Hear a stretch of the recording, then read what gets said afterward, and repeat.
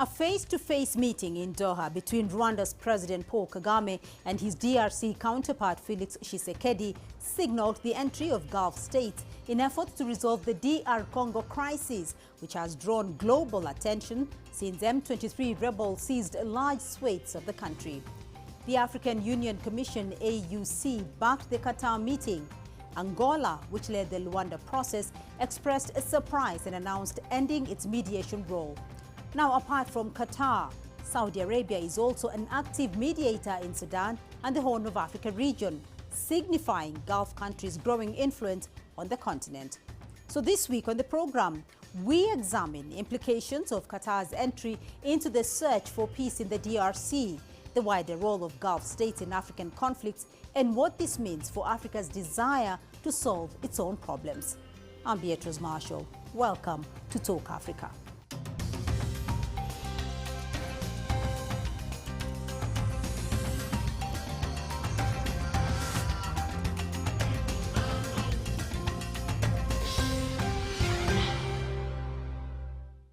To exert their influence, Gulf states have significantly expanded their investments, pumping billions of dollars into key sectors of Africa's economy. Let's now take a look at the scale of their economic footprint on the continent. The Gulf Cooperation Council includes countries like Saudi Arabia, the United Arab Emirates, Oman, Kuwait, Qatar and Bahrain. Between 2012 and 2022, these nations collectively invested over $100 billion in Africa. The UAE has become the largest backer of new business projects on the continent. Between 2012 and 2022, it invested some $59.4 billion in Africa, making it the fourth largest foreign direct investor in the region. Meanwhile, Saudi Arabia announced it would provide at least $41 billion in funding for sub-Saharan Africa in October 2024. It has also attempted to mediate the conflict in Sudan between the army and the Rapid Support Forces. Qatar has intensified its economic engagement with the African continent in the past decade, directing investments into pivotal sectors such as aviation, energy, infrastructure and finance. It has also moved in to mediate talks between the Democratic Republic of Congo and Rwanda over the escalating violence in eastern DRC.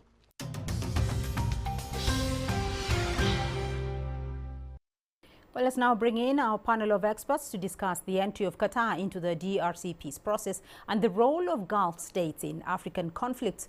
Joining me here in Nairobi, Dr. Mustafa Ali, co-founder and chairman, Horn International Institute for Strategic Studies. In Doha via Zoom, Dr. Mahjoub Zuwairi, Professor of Contemporary Middle East Politics at the Qatar University.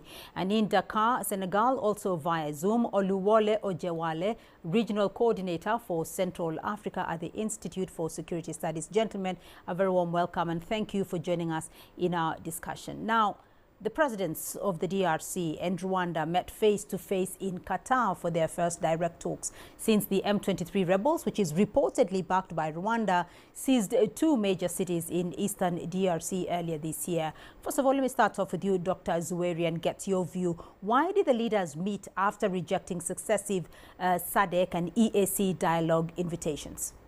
The reputation and the weight of Qatar when it comes to the mediation has approved that it's a trustworthy mediator and a mediator with a very clear vision that the more you have stability, the more you have the effective diplomacy that would serve nations wherever those nations are. I think in this context, we saw what happened on this meeting in Doha, hosted by the Emir of Qatar, Sheikh Tamim.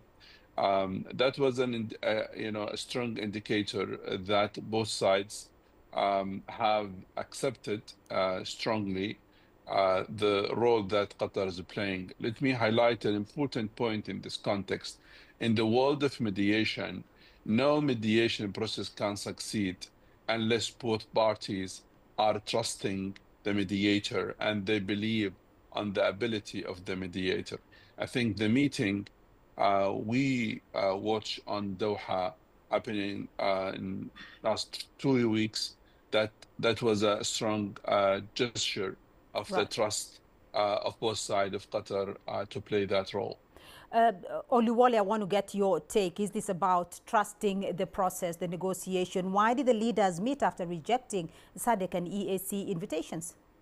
The starting point is to say that the people in DRC, particularly those who are the forefront of the war in Eastern DRC, are in desperate need of peace now. And the people really care about where that peace is going to come from or who is going to mediate that peace. But I must also say that the Qatar mediation, particularly since that meeting, brought together Tshisekedi and Kagame, and Tshisekedi, who has been absent in all meetings and negotiations that we've seen in the effort of the EAC and SADC to bring about negotiation. Then it raises question for most Pan-Africanists on the continent to say, where is the role of AU in this? If middle power countries, emerging nations like Qatar and the other Gulf states are now the ones that are having critical roles to play, it appears that the whole development is putting African Union on the back seat. And it also goes to show that it appears that African leaders don't listen to their peers. They listen to those who probably have the lever of influence over them. So why I underscore the fact that the people in Eastern DRC desperately need peace, it shows that the African solution of African content is largely missing or ignored and is being relegated to the back seat in this whole development. Dr. Mustafa, this raises an important question. Where is the role of the African Union in all this? And does this decision reflect a lack of confidence in regional bodies like the East African Community or SADC? Or is it more about seeking a neutral third party like Dr. Zweri has pointed out?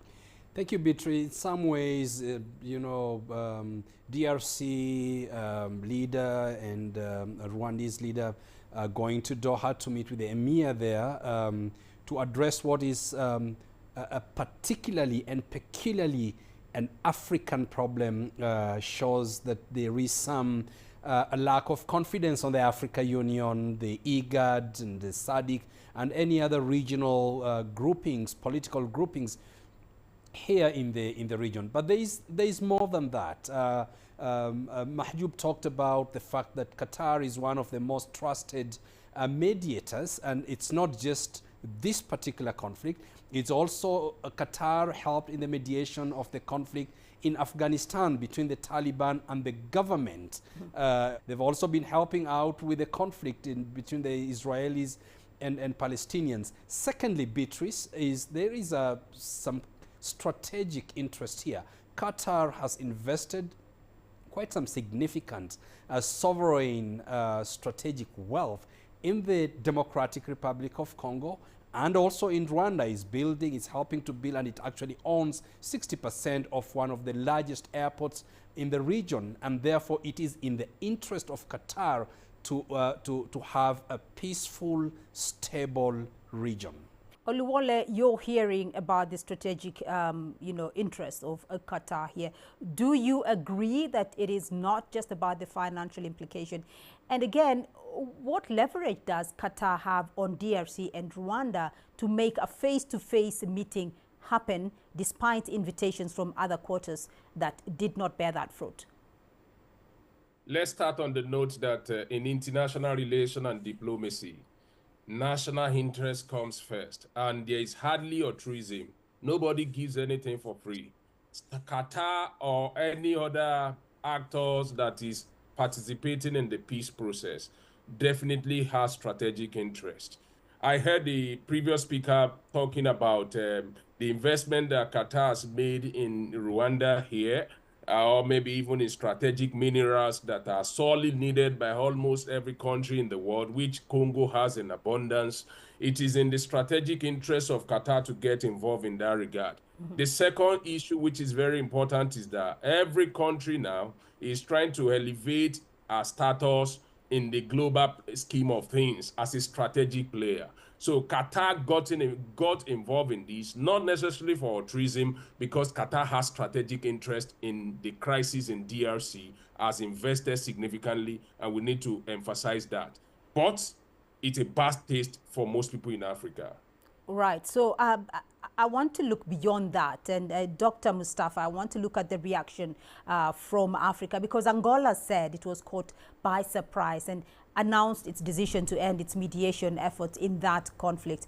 How is it that Angola's president, who is also the current African Union chairperson, was unaware of the Doha meeting despite it being backed by the African Union? What exactly does this say about divisions within the AU regarding mediation efforts? Yeah, I think there's some kind of dysfunctionalism within the Africa Union, particularly at this time when they've just elected a new chairperson of the Africa Union Commission. I think there's been very limited a flow of information between the Commission itself and the political leadership of the Africa Union, for which the Angolan president is chairing at the moment. And I'm sure the Angolan president was caught flat-footed. This means, Beatrice, that the Africa Union has to go back to the drawing boards when it speaks about its 2063 vision, silencing the guns.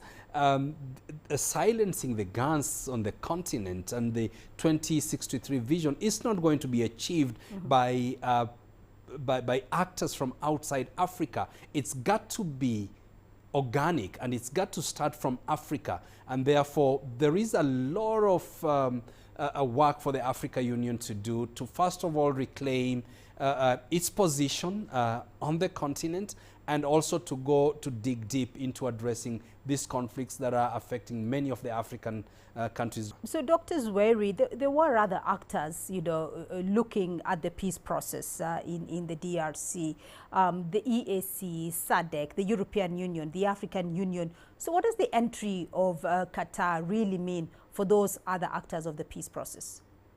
I think in the last 30, 40 years, every mediation has more than one player. It basically caused more complications rather than solutions, because there is a saying in Arabic: if you want to cook a meal and you have many hands cooking the meal, it's likely the meal will be burned.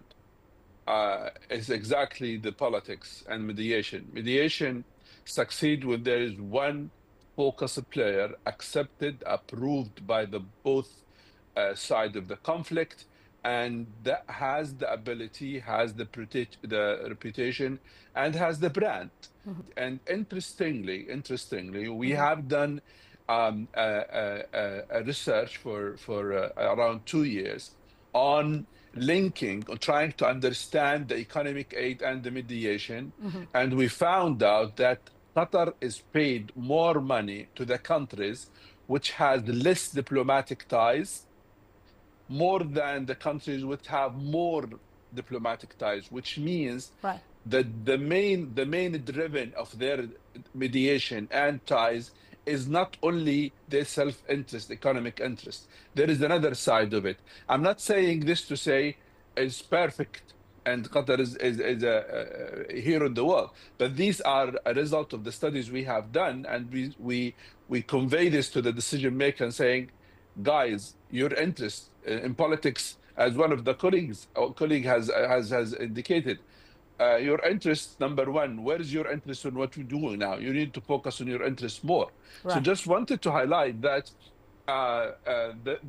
the main reason of this kind of success and trust is when they enter in a mediation, they focus, they bring elements, they try to convince, they take the time, and more importantly, they are human on focusing on the mediation. So, Oluwale, what has changed in the DRC conflict since the Qatar meeting?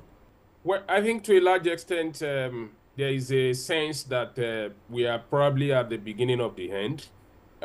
Based on my feelers with people in the DRC and the events that I've also been covering, we can say we are probably at the beginning of the end. And the reason is because we will not be talking about this if either of the party had also been absent in the Qatar meeting. And then what has changed, we can look at it from different contradictions. Let me put it that way.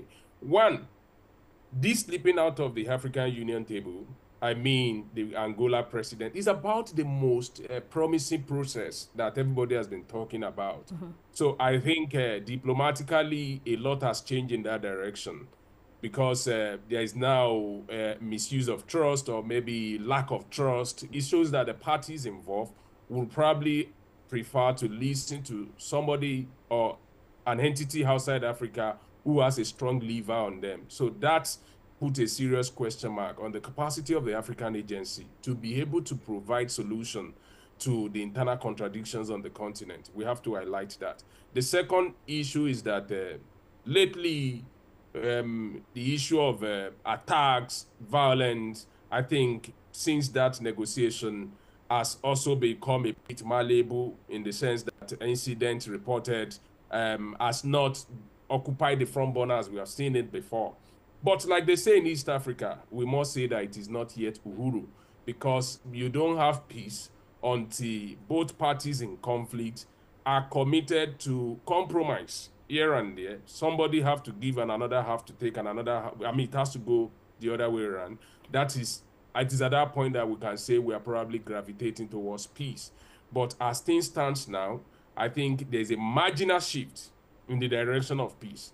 And the conversation must be consolidated before we can say there's peace, because the issues in DRC have historical and cultural dimensions. Dr. Mustafa, your take, should African nations embrace external mediation or retain a Pan-Africanist view? I think it's very critical that African nations retain a Pan-African mediation led by either the regional economic blocs, SADC, ECOWAS for those conflicts in the West Africa and in Eastern Africa, the East African Community, and for IGAD countries, IGAD, supported by the Africa Union. And the reason for this is that we understand the challenges here better.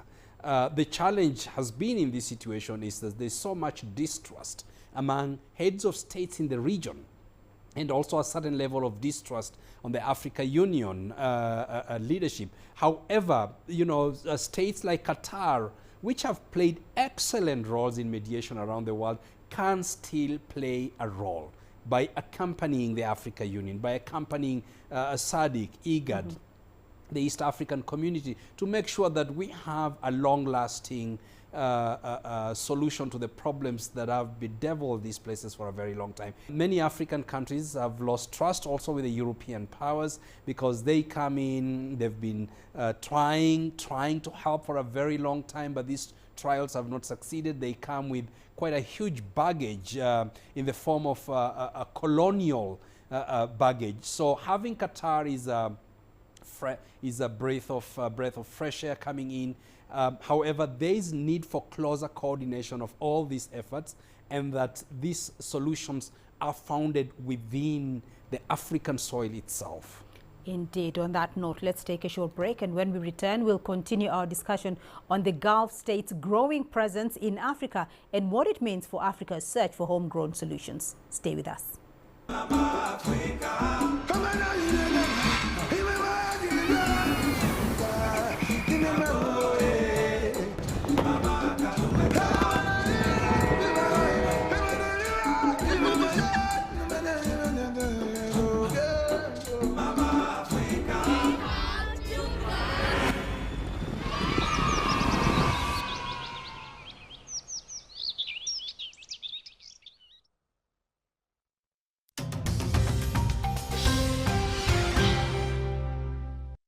Welcome back to Talk Africa. Let's continue with our discussion. Still with me, Dr. Mustafa Ali, Dr. Mahjoub Zweri, and Oluwole Ojewale. Oluwole, now Gulf states are increasingly playing a role in African conflict resolution, particularly in Sudan, DRC, and the Horn of Africa.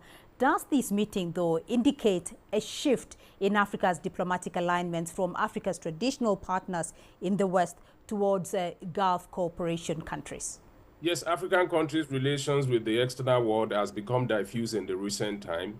And you've seen what the nations that I would consider as middle power and emerging countries also playing strategic roles, both pros and cons in terms of how conflict in Africa is being framed now because of the strategic interest that they have in Africa.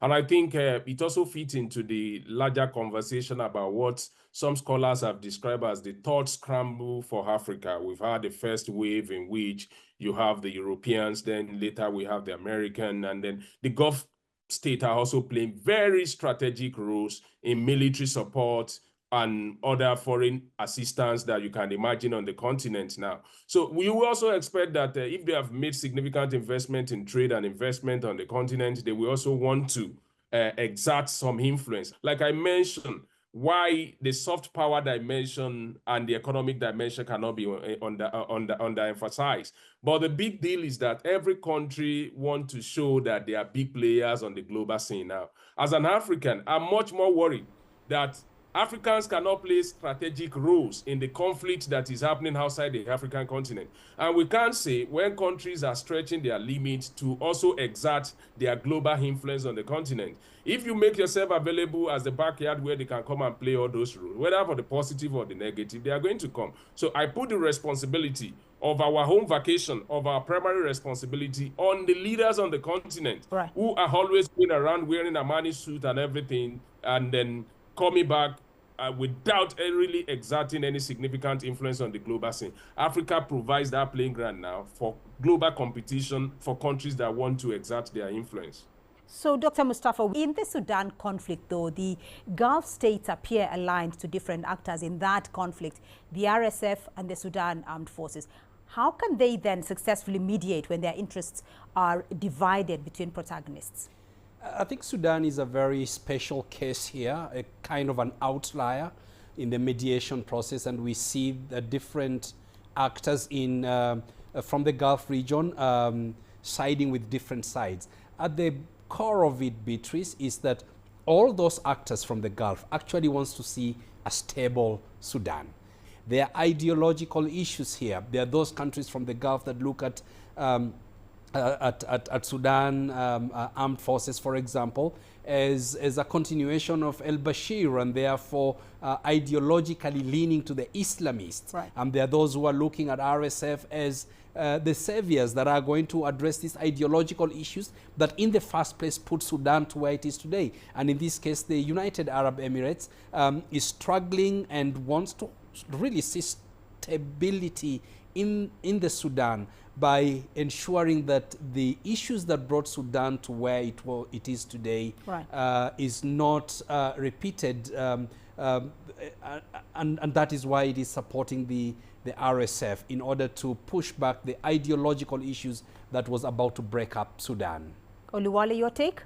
Yes, it's a very difficult situation because you can't come with security and defense and mobilization and support for either of the party, and at the same time show up on the table for peace negotiation. I think one thing have to give one another, and that is the reason why the Sudan crisis is a proxy war that can be, that can remain protracted until either of the party probably wears out the other. Dr. Zweri, is there a perception that external powers could dictate Africa's future, under this influence of the Gulf's growing influence in Africa's conflicts? The legacy of external powers, I'm sure every African or every Middle Eastern should keep in mind that that legacy is not a good legacy. We are living in a moment that the United States is leading from behind. The Europeans are divided economically, politically, they are divided. I think Africans, Middle Easterns, Asians should understand that they have to work together to work with other nations, with similar hopes and dreams, so they can fix their problems. We have hundreds of years of Western players engaging, forcing themselves on Africa. What was the result? More authoritarian regimes, more coups, more revolutions, and less, I would say, less better life in Africa. I think Africans should rely on themselves, open the door for reliable, trusted, worthy people who can help them to get away get out of all of this crisis and build their nation and society and look at the future. These are alive nations with a huge number of youth people who can build their countries and make them better than even what's so-called the North. This idea of external negotiation, is the Gulf's growing influence in Africa now becoming another version of that white savior syndrome where external powers dictate Africa's future? Dr. Mustafa. Any form of support, mediation, arbitration, or help processes that leads towards negotiation are welcome. However, we in Africa will have to own our problems, own our conflicts, because we know these conflicts, where they emanated from, how they are affecting us, and how they're going to complicate situations. What external actors should be doing is to support us in addressing the conflict that we are facing. Oluwole, do you think the Gulf's influence in Africa could be just another version of white savior syndrome? Yes, because the African leaders are moving around with their begging bowls, and then everybody is coming to provide one solution or the other because of the way we have framed our problem. We never frame it as though we can have internal solutions to some of the contradictions that we have on the continent. Let me give you an example. Go and check the record of Thabo Mbeki. All the peace negotiations that Thabo Mbeki has been involved with on the African continent, they've ended where? Why hasn't someone like that been brought to the table? Is it because of the interest of the parties, or they are not going to listen to him? You know, we are talking about the next 10, 20 years. It is the African leaders who build credibility today, who can navigate the crisis, bringing their elderly wisdom and experiences to bear. But in a situation in which they don't even trust themselves. So we cannot rely on them to provide solutions to the crisis that they themselves are part of it. I want to get your final comments, gentlemen. And Dr. Mustafa, let me start off with you. So what measures should African leaders then adopt to ensure that any external involvement aligns with the African interest rather than external agendas? I think one is by having a plan. Africa Union and the regional blocs should have a clear path, a clear strategy, a clear way of trying to address these problems, the conflicts that are affecting African countries, that are between two countries or three countries, or internally in the countries, and then present that to those who are willing to help African countries and the Africa Union and the regional economic blocs to address these conflicts. Oluwole, your take? I think we need regional hegemons to arise on the continent who can demonstrate good governance, who can demonstrate tact and diplomacy, and then that will help to be able to be a shining examples in terms of providing leadership to crisis corners of the continent. You do not need all the African countries to rise with the same wave, but you need a few shining examples across the economic communities. And for instance, we're talking about African Union. Will you say, hey, Ethiopia, for instance, is in the right frame? These are some of the issues. And you would expect that in East Africa, Ethiopia and Kenya should take the lead. This is where we are lacking in leadership. And then the internal contradictions continue. All right, Dr. Zweri, you have the final word. Well, I think African nations, they can do a lot for themselves. They have to welcome an honest and reliable mediators and helper. The world has a good players still, but again, they have to avoid to repeat the history. Let's rely on themselves and build their future, and work with the nations who feel their pain and they feel their problems. Indeed, gentlemen, thank you all very much for being a part of this discussion. But that's all we have time for on this edition of Talk Africa. A very big thank you to all our guests. Dr. Mustafa Ali, co-founder and chairman of the Horn International Institute for Strategic Studies. Dr. Majub Zweri, professor of contemporary Middle Eastern politics at the Qatar University, and Oluwole Ojewale, regional coordinator for Central Africa at the Institute for Security Studies. Remember, you can be a part of this conversation through our social media platforms on Facebook and X, and you can watch this and other editions of Talk Africa on our YouTube playlist. Do join us again next week for more Talk Africa. From me, Beatrice Marshall, and the team here in Nairobi, until next time, it's goodbye.